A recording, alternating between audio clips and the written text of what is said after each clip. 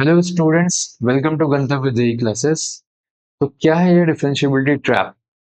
Differentiability के chapter में ऐसे छोटे छोटे पॉइंट्स हैं जहां पर अगर हम उन्हें डिटेल में एनालाइज ना करें तो हम कुछ क्वेश्चंस में कंफ्यूज हो सकते हैं। वो स्टूडेंट जिन्होंने इस चैप्टर की प्रॉपर्टीज को डिटेल में एनालाइज किया है, एक प्रॉपर्टी को अलग अलग एंगल से सोचा है, उनके लिए ऐसा कोई भी ट्रैप इसमें नहीं है।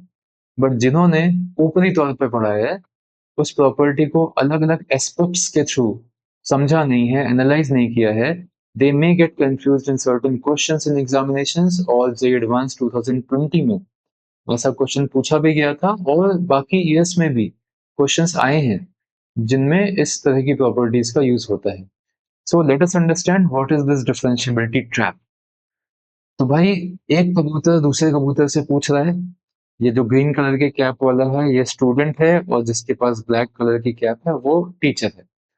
So the student is asking कि अगर किसी point x equals to a पर, जो कि दोनों के कॉमन डोमेन का पॉइंट है, fx और gx दो फंक्शंस के कॉमन डोमेन का पॉइंट है, fx डिफरेंशिएबल है बट gx नॉन डिफरेंशिएबल है, उस केस में दोनों के प्रोडक्ट के बारे में, पर्टिकुलरली दोनों के प्रोडक्ट की डिफरेंशिएबिलिटी के बारे में आप क्या कमेंट?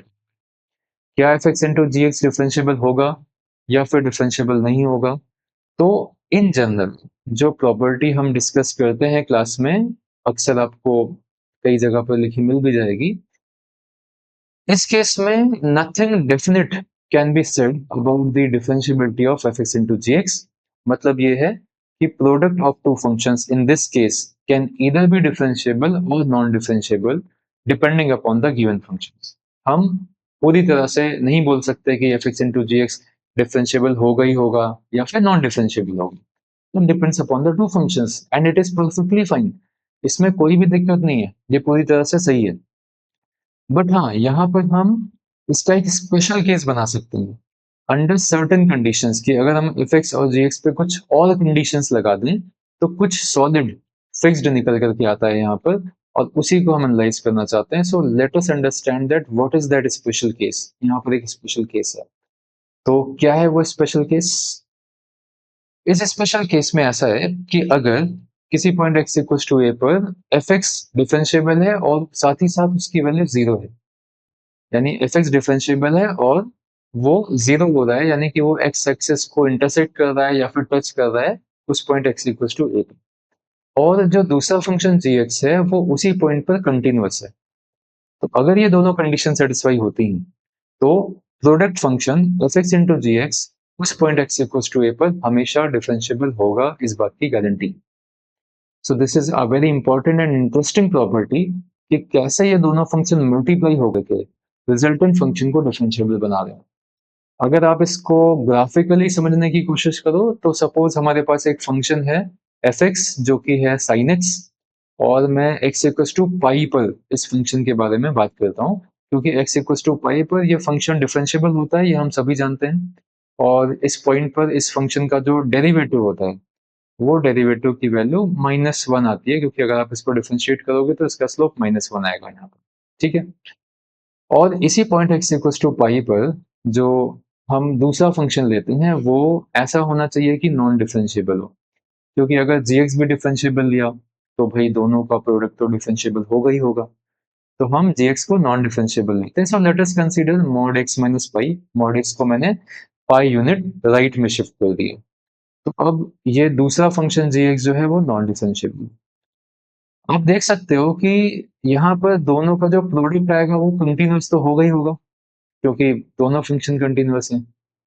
बट जो हमारा रिजल्टेंट प्रोडक्ट फंक्शन होगा वो इस पॉइंट पर डिफरेंशिएबल होगा या नहीं, यानी कि उसमें कोई शार्प कॉर्नर तो नहीं आएगा, शार्प टर्न तो नहीं आएगा, क्योंकि अगर शार्प टर्न आया तो नॉन डिफरेंशिएबल हो जाएगा। इस बात को हम ऐसे ग्राफिकली समझ नहीं पाएंगे, इसको तो हम मैथमेटिकल कैलकुलेशंस के थ्रू इंटरप्रेट कर सकते हैं। तो इसको हम डिटेल में एनालाइज करते हैं एंड लेट अस प्रूव कि हाँ, इस केस में F x into g x perfectly differentiable होगा। अब इसको प्रूफ करने का मेथड क्या हो सकता है? तो देखो, ऐसे क्वेश्चन जिसमें आपको एक जनरल रिजल्ट डेराइव करना होता है उनको फर्स्ट प्रिंसिपल की हेल्प से प्रूफ करना ही सही तरीका होता है। क्योंकि वो फंडामेंटल मेथड है। अब फर्स्ट प्रिंसिपल में भी टेक्निकली अगर मैं इस फंक्शन एच एक्स को एनालाइज कर रहा हूँ, तो मुझे इस एच एक्स का एल एच डी और आर एच डी देखना चाहिए एक्स इक्वल टू ए पर। अगर उस पॉइंट पे एल एच डी और आर एच डी सेम आया, यानी कि ये फंक्शन एच एक्स उस पॉइंट पर डिफरेंशिएबल होगा। अब L H D R H D निकालने के बजाय मैं सीधे डेरिवेटिव निकालने की कोशिश करता हूँ, और मैं उसी में लेफ्ट हैंड लिमिट और राइट हैंड लिमिट के through L H D R H D दोनों देखने की कोशिश करता हूँ, अदरवाइज मुझे दो दो बार लिखना पड़ेगा। सो हम इस एच एक्स को किसी पॉइंट ए पर इसका डेरिवेटिव निकाल करके देखते हैं। तो डेरिवेटिव का फॉर्मूला होता है लिमिट एक्स टेंडिंग टुवर्ड ए, जिस पॉइंट ए पर आपको एनालाइज करना है, फंक्शन है h x, so h x minus h a whole upon x minus a. तो ये हो गया हमारा फंडामेंटल मेथड, फर्स्ट प्रिंसिपल। अच्छा, यहाँ पर जो एच ए की वैल्यू होगी वो क्या होगी, आप देखो ध्यान से। अगर मैं x की जगह पर a पुट करता हूँ, तो ये मुझे मिलेगा एच ए, और इस एच ए की वैल्यू हो जाएगी एफ ए इंटू जी ए। अब क्योंकि ये हम पहले से मान करके चल रहे हैं अंडर द गिवन कंडीशन कि एफ ए जीरो है, तो अगर एफ ए जीरो है तो एच ए भी जीरो हो जाएगा ना।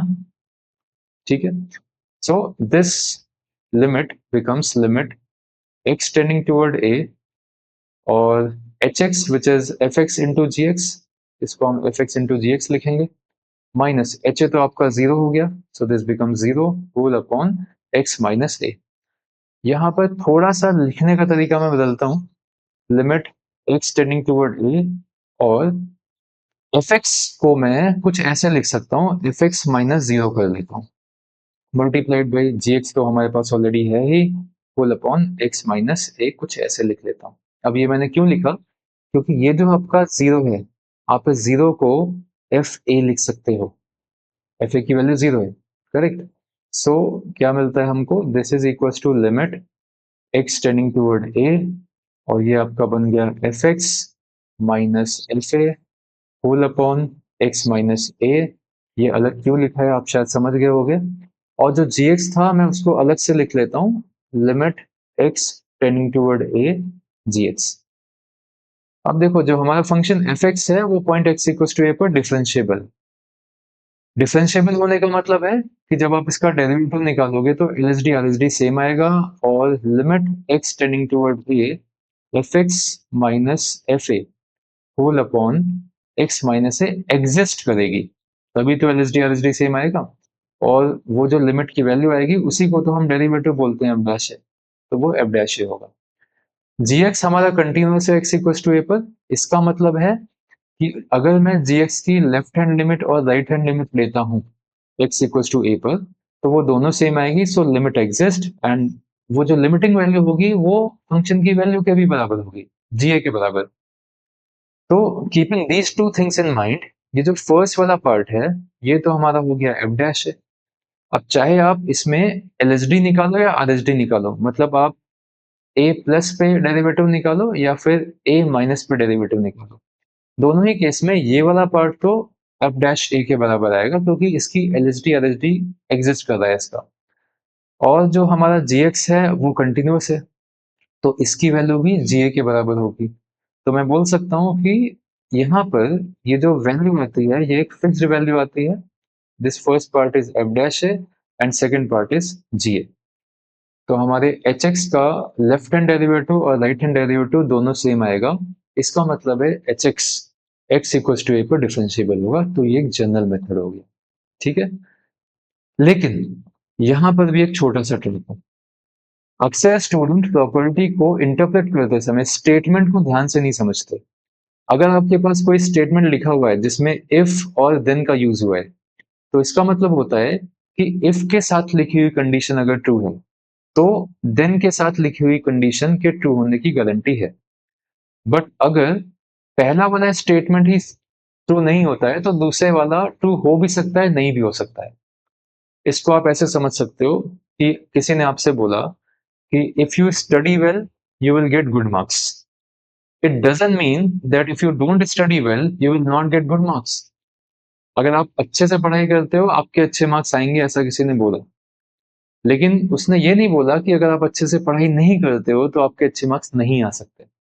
ठीक है, तो यानी कि यहाँ पर जैसे कि हमारे पास फर्स्ट स्टेटमेंट में लिखा था जो कि इफ के साथ था कि जीएक्स को कंटिन्यूस होना चाहिए एक्स इक्वल टू ए पर। बट मेरा कहना है कि अगर जीएक्स कंटिन्यूस ना भी हो तभी भी एच एक्स डिफरेंशिएबल हो सकता है, प्रोवाइडेड जीएक्स की लिमिट एग्जिस्ट करनी चाहिए। ये हम बड़ी आसानी से यहाँ से देख सकते हैं कि जो पहला वाला पार्ट था, अब इसकी वैल्यू तो एफ डैश ए आ गई थी हमारी, which is a fix quantity, ठीक है, क्योंकि एफ एक्स डिफरेंशिएबल था।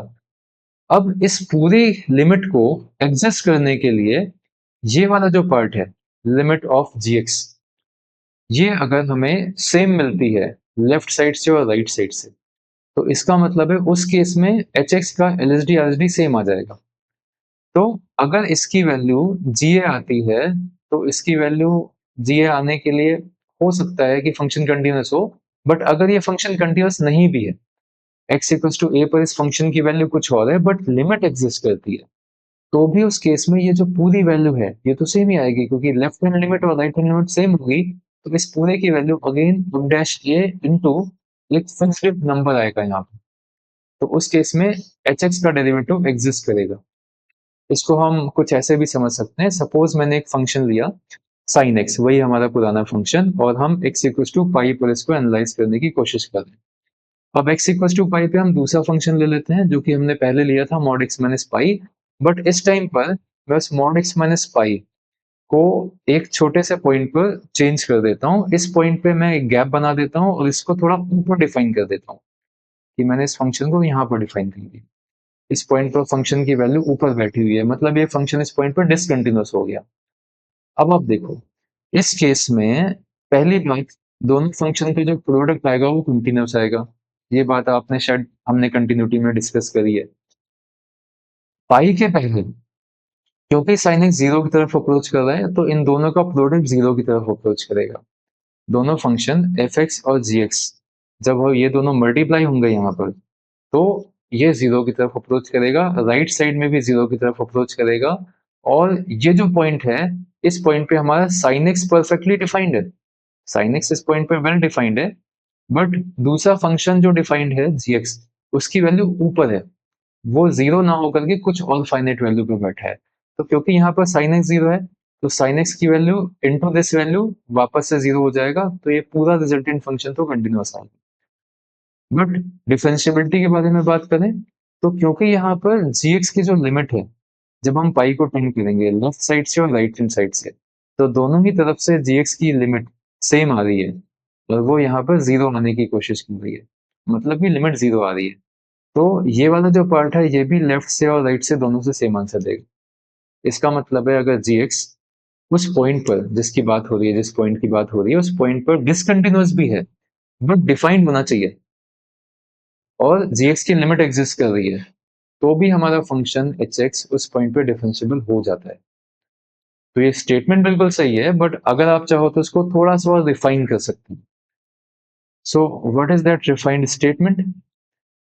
हम ऐसा बोल सकते हैं कि अगर एफ एक्स और जी एक्स दो फंक्शन है, एक्स इक्वल टू ए पर डिफाइंड है, एफ एक्स डिफरेंशिएबल है एक्स इक्वल टू ए पर, और एफ ए की वैल्यू जीरो है, साथ ही साथ हमारा फंक्शन जी एक्स ऐसा है कि उसकी एक्स इक्वल टू ए पर लिमिट एग्जिस्ट करती है, यानी कि लेफ्ट हैंड लिमिट और राइट हैंड लिमिट सेम आती है, जरूरी नहीं कि वो कंटिन्यूअस हो।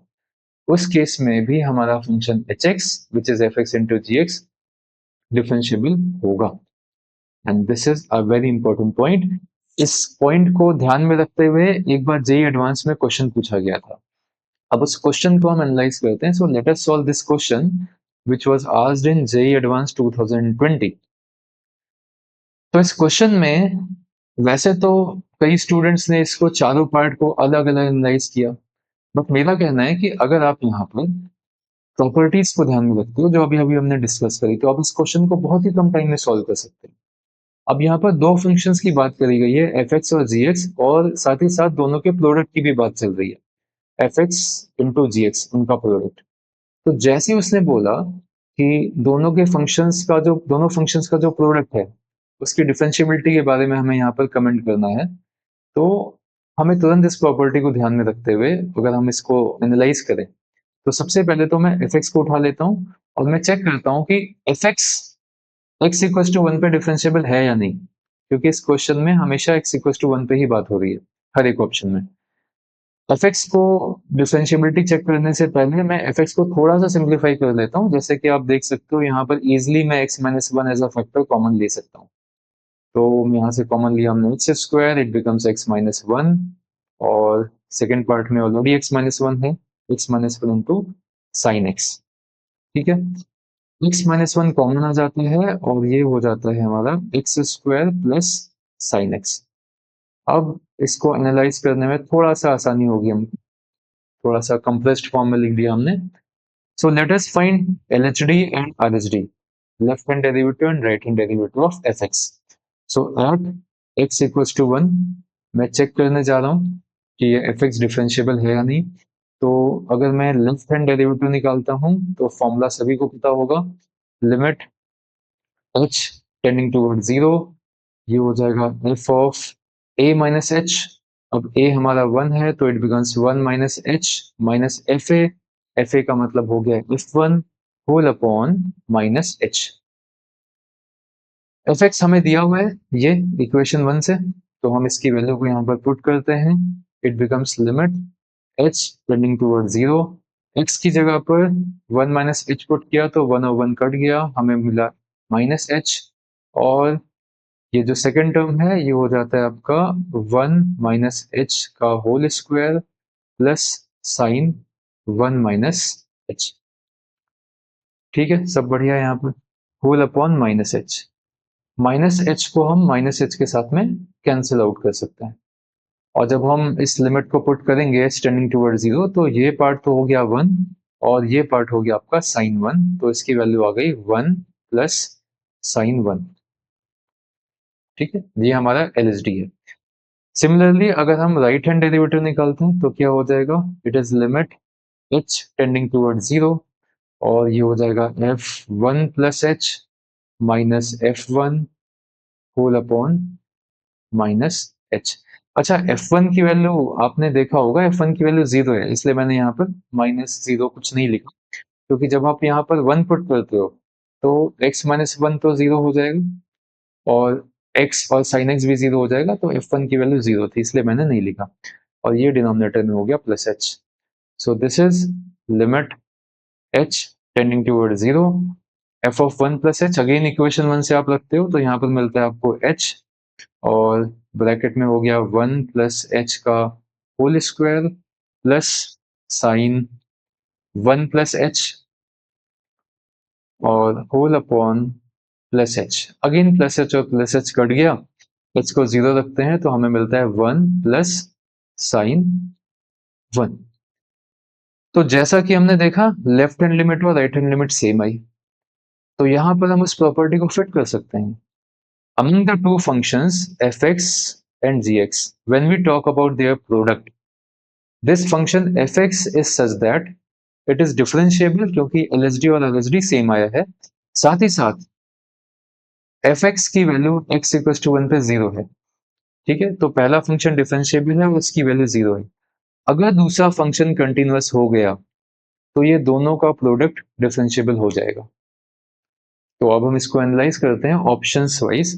तो फर्स्ट ऑप्शन कह रहा है कि if gx is continuous at x equals to 1, then fg is differentiable at x equals to 1। तो प्रॉपर्टी के हिसाब से ये ऑप्शन तो बिल्कुल सही हो गया, क्योंकि फर्स्ट फंक्शन fx डिफरेंशिएबल है और उसकी वैल्यू जीरो है। Now the only condition is that gx is such that its limit exist, और gx कंटिन्यूअस है तो उसकी limit x equal to one पे एग्जिस्ट करेगी, तो fg डिफरेंशिएबल होगा। Option A is true. अब ये more than one correct type था, तो हम ऑप्शन बी को एनालाइज करते हैं। अगर एफ जी डिफरेंशिएबल है x इक्वल्स टू वन पे तो g कंटिन्यूअस होगा। देखो यहाँ पर स्टेटमेंट को अच्छे से आपको समझना, अगर एफ जी डिफरेंशिएबल है तो g का कंटिन्यूअस होना जरूरी नहीं है। अगर जी एक्स डिफरेंशियल कंटिन्यूअस नहीं भी है बट उसकी लिमिट एग्जिस्ट कर रही है, तभी भी तो एफ जी डिफरेंशिएबल हो सकता है। तो ये स्टेटमेंट पूरी तरह से ट्रू नहीं है। अगर एफ जी डिफरेंशिएबल है तो क्या जी एक्स कंटिन्यूस होगा ही होगा?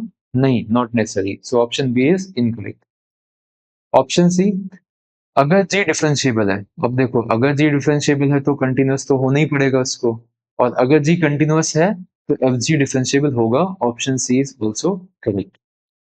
ऑप्शन डी, अगर प्रोडक्ट फंक्शन डिफरेंशिएबल है तो जी डिफरेंशिएबल होगा ही होगा। ऐसा कोई भी जरूरी नहीं है। जैसा कि हमने देखा था कि जब हमारा जी एक्स डिसकंटिन्यूअस था उस टाइम पर भी एफ जी डिफरेंशिएबल था। तो अगर डिसकंटिन्यूअस है तो नॉन डिफरेंशिएबल भी होगा। तो ये कहना कि एफ जी डिफरेंशिएबल है तो जी एक्स डिफरेंशिएबल होगा ही होगा, इट इज नॉट ट्रू। तो इस तरह से ऑप्शन डी भी गलत है। तो यहाँ पर ऑप्शन ए और ऑप्शन सी ये दो ऑप्शंस करेक्ट हैं, बाकी इनकरेक्ट हैं। अगर आपको ये कॉन्सेप्ट पता था, जिन बच्चों को एग्जाम में पता था, वो डायरेक्टली इस क्वेश्चन को सॉल्व कर सकते हैं सिर्फ और सिर्फ स्टेटमेंट को रीड करके। So I hope you understand the concept, and if you like this video then please like, share and subscribe the channel. Thank you so much.